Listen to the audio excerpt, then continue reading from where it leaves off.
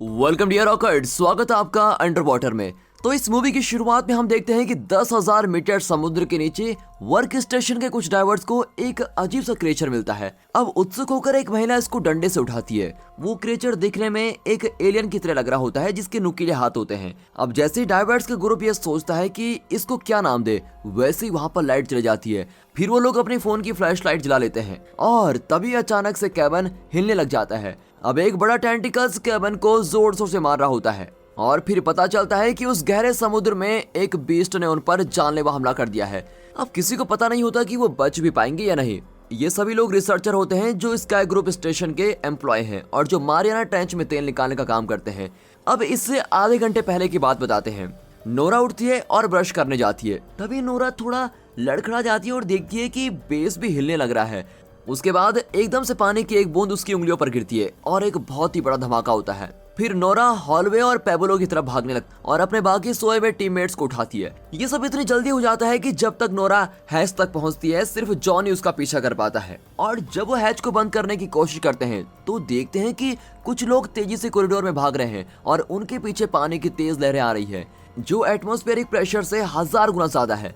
अब इसको देखकर नोरा बहुत ही घबरा जाती है और बटन को दबाने लगती है, लेकिन वैसे ही एक बहुत जोर से प्रेशर आता है और उन दोनों को तेजी से उड़ा लेता है। फिर जैसे ही वो उठते हैं तो एक इंटेलिजेंट वॉइस से बताती है कि शिप का बेसिक स्ट्रक्चर खराब हो गया है और एक कम्युनिकेशन सिस्टम भी खराब हो चुका है जिसकी वजह से कांटेक्ट नहीं किया जा सकता और वो ग्राउंड में कांटेक्ट ही नहीं कर पाते।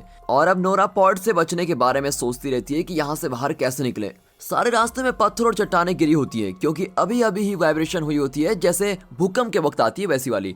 और वैसे ही उनको एक आवाज आती है, वो और कोई नहीं उनका फ्रेंड हैच जो इन सब से बच जाता है। फिर एक साथ वो स्पॉट से निकलते हैं और रास्ते में मरे हुए टीममेट से मिलते हैं। अब जैसे ही वो पॉड को क्रॉस करते हैं तो देखते हैं कि बाहर जाने के सारे रास्ते बंद हैं और उधर सिर्फ एक इंसान बैठा है और वो है कैप्टन। कैप्टन ने सभी लोगों को वहां से भेज दिया होता है। अब कंट्रोल रूम में नोरा, एमिली और स्मिथ हैं। नोरा बेस में चेक करती है कि प्रॉब्लम क्या है और फिर पता चलता है कि प्रॉब्लम तो यह है कि सेंटर में कोर कूलिंग टावर धीरे धीरे गर्म हो रहा है और अगर एक बार टेम्परेचर अपने चरम पर पहुंच गया तो वो फट जाएगा और इससे बहुत बड़ा धमाका होगा।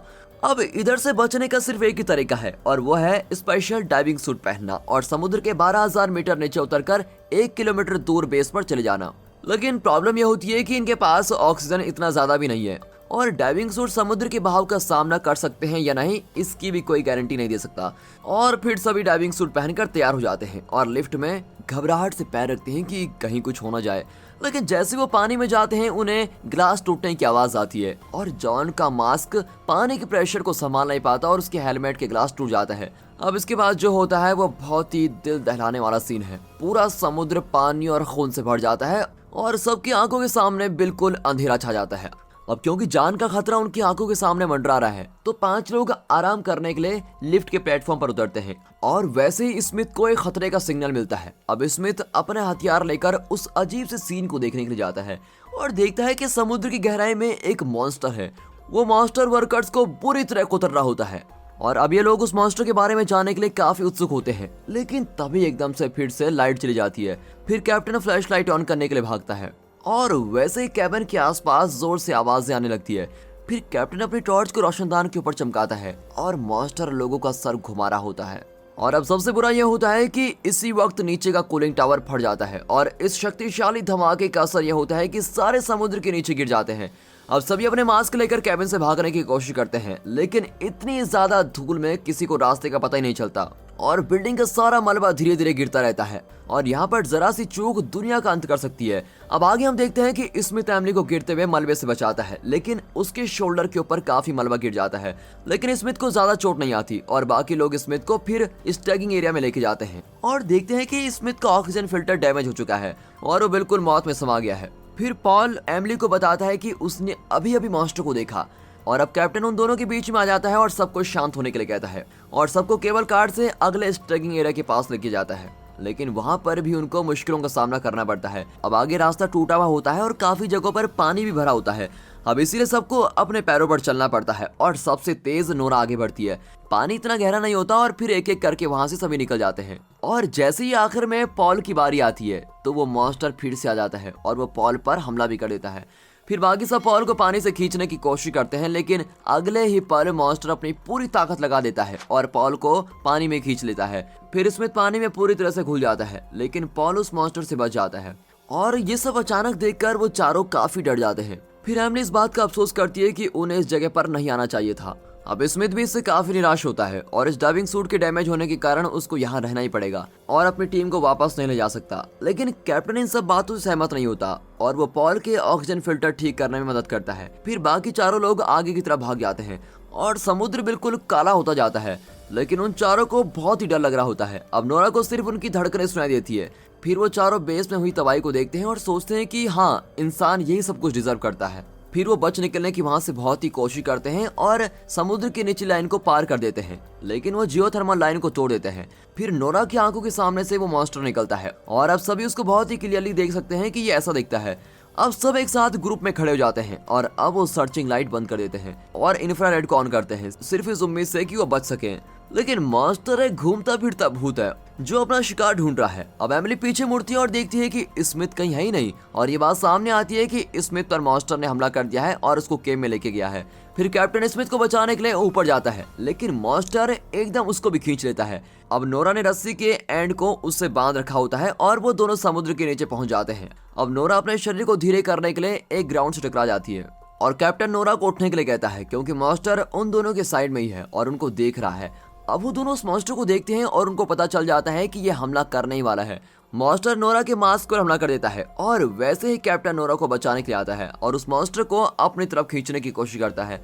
अब इस वजह से मॉन्स्टर को चोट लग जाती है, जिसकी वजह से वो उन दोनों को धक्का दे देता है और एकदम से एल्टीट्यूड बढ़ जाता है, जिसकी वजह से प्रेशर में बदलाव आता है। अब डाइविंग सूट में अलार्म बजने लग जाता है और अगर उसको उतारा नहीं गया तो वो फट जाएगा। फिर कैप्टन नोरा पर चिल्लाते हैं और अपनी जान बचाने के लिए उसको कहते हैं, लेकिन नोरा कैप्टन के बिना जाने को तैयार नहीं होती और फिर देखते ही देखते कैप्टन का डाइविंग सूट उस प्रेशर को झेल नहीं पाता और कैप्टन के मास्क में क्रैक आ जाते हैं।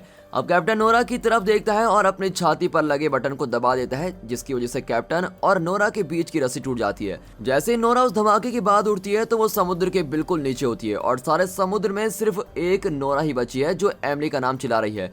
नोरा जैसे पीछे मुड़ती है तो एक टेंटिकल देखती है, वो और कुछ नहीं ऑक्टोपस होता है, लेकिन नोरा बहुत ही डरी हुई है और नीचे गिर जाती है। और उसी वक्त नोरा गलती से फाइबर ऑप्टिक केबल को छू लेती है और केबल की मदद से नोरा एक टूटे हुए बेस में जाती है।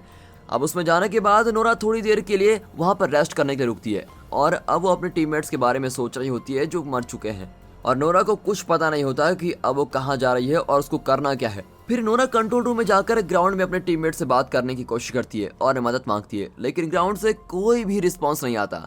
अब इन सब उलझनों के बाद भी नोरा अपना नया डीप डाइविंग सूट देखती है और उधर से नजरें नहीं हटा पाती। फिर नोरा टेबल पर मैप रखती है और वहां से जाने के लिए रास्ते को देखती है और दोबारा उस खतरनाक जगह पर चली जाती है। अब पूरे रास्ते में नोरा खुद को हौसला देने के लिए खुद से बातें करती रहती है कि या यू कैन डू इट, और आखिरकार नोरा को अपने हेडसेट में एमिली की आवाज आती है और वैसे ही वहां पर जमीन पर घसीटने के निशान देखती है। फिर नोरा उन निशानों का पीछा करती है और एमिली तक पहुंच जाती है और वो दोनों एक दूसरे को गले लगा लेते हैं।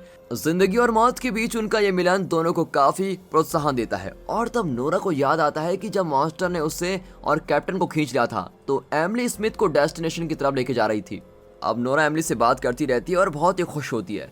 नोरा एमिली से कहती है कि मुझे नहीं पता कि और कितना चलना पड़ेगा डेस्टिनेशन तक पहुंचने के लिए, लेकिन जैसे ही वो दोनों समुद्र की तरफ चलने लगते हैं तो रास्ते में बहुत से मॉन्स्टर मिलते हैं और वो हवा में इस तरह मंडराते रहते हैं जैसे हिबरनेशन होती है। नोरा और उन दोनों के पास कोई चारा नहीं बचता, बस मॉन्स्टर्स के बीच में से ही जाना पड़ता है और तभी वो अपने पास्ट को याद कर रहे होते हैं, लेकिन डीप डाइविंग सूट का ऑक्सीजन अलार्म बच जाता है और एक टेंटिकल नोरा के मास्क पर आ जाता है। अब वो आगे बढ़ने से नहीं डरती, लेकिन एमिली से स्मिथ को ले जाने के लिए कहती है। फिर आखिरकार टेंटिकल नोरा को छोड़ देता है, लेकिन ये सच नहीं होता। वैसे ही अगले पल टेंटिकल दोबारा नोरा को खींच लेता है और अपने मुंह में डालने की कोशिश करता है। अब नोरा इसको देखकर बहुत ही घबरा जाती है और अपनी फ्लेयर गन निकाल लेती है और शूट करना शुरू करती है। अब नोरा वहां से किसी तरह बच निकलती है और छुपकर देखती है कि वो मॉन्स्टर वहां से चला गया है। अब आगे उसको एक बड़ी सी परछाई दिखती है और नोरा फिर से अपनी गन लोड करती है और शूट कर देती है। तभी पता चलता है कि वहां पर भी एक मॉन्स्टर है जिसका सर 100 मीटर लंबा होता है और उसकी तीखी टेंटिकल बहुत बड़ी वाइब्रेशन क्रिएट कर देती है। अब नोरा के पैर लड़खड़ाने लग जाते हैं और वो बड़ी अनकॉन्शियस फील करती है और इसी बीच एमली नोरा को देखती है और उसको बेस में वापस लेके आती है। फिर वो तीनों एक दूसरे की मदद करते हैं और वहां से भाग आते हैं। अब उन्हें लगता है कि वो तीनों बच गए हैं, लेकिन तभी उनको पता चलता है कि एक एस्केप पॉड टूटा हुआ है और फिर नोरा बिना घबराए जबरदस्ती एमली और स्मिथ को वहां से जाने के लिए कह देती है और स्टार्ट बटन दबा देती है। नोरा उनको बचाती है और खुद कुर्बानी दे देती है। अब नोरा अपने टीममेट्स को जाते हुए देखती है और निराशा से अपना सर झुकाकर अपनी मौत का इंतजार कर रही होती है। नोरा को फिर भी चैन नहीं मिलता और अगले पल वो देखती है कि वो मॉन्स्टर काफी सारे मॉन्स्टर को छोड़ रहा है और वो भी उसी तरफ जा रहे हैं जिस तरफ उसके टीममेट्स जा रहे हैं, और अगर उसने मॉन्स्टर्स को रोकने की कोशिश नहीं की तो उसके टीममेट्स पक्का मर जाएंगे। फिर नोरा कंप्यूटर रूम में जाती है और सेल्फ डिस्ट्रक्शन प्रोग्राम बटन दबा देती है, जिससे एक बहुत ही बड़ा धमाका होता है। अब नोरा और बाकी सारे मॉन्स्टर्स इस धमाके में मर जाते हैं और अब आखिर में एमली और स्मिथ बच जाते हैं। और अब स्काई ग्रुप दुनिया से सारा सच छुपाना चाहता है कि आखिरकार वहां नीचे हुआ क्या था। और दोस्तों, इसी के साथ ये मूवी यहाँ पर खत्म होती है। और अगर वीडियो अच्छी लगी हो तो वीडियो को एक लाइक और चैनल को सब्सक्राइब अभी कर दें। बाकी मिलते हैं अगली वीडियो में, तब तक के लिए गुड बाय एंड पीस। अपना ख्याल रखिए and finally thanks for watching.